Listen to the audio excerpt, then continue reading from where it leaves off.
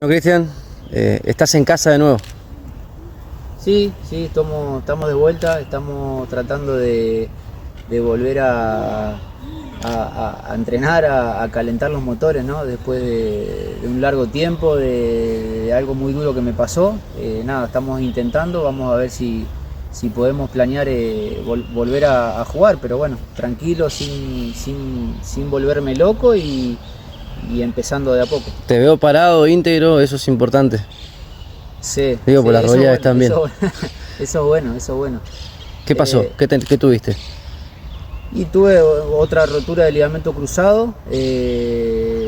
Nada, la verdad que fue en un momento que me sentía muy bien. El club estábamos bien, estábamos en una etapa buena de competición y nada, la verdad que me hizo muy mal a la cabeza, me bloqueó y pensé que no iba a volver a jugar más. Bueno, es la realidad, ya soy grande.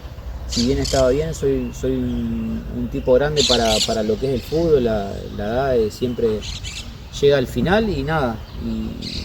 Pero bueno, decidí que me voy a dar otra oportunidad, pensar que puedo y que nada, ojalá que tenga la posibilidad, como dije siempre, de poder retirarme si me toca, jugando en esta cancha.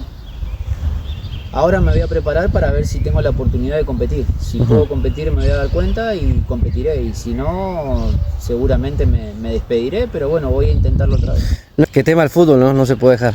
No se puede y no lo voy a dejar. Así que nada, seguramente ahora seguramente si puedo competir va a ser mi último torneo. Y si no puedo competir, seguramente voy a seguir ligado al club porque...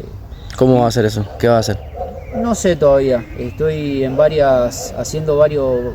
estoy preparando varios cursos con gente de experiencia, y nada, la idea es estar acá en el club con Patricio porque nada, primero que vivo acá y segundo que es mi casa y segundo que soy hincha y quiero trabajar acá y vivir acá.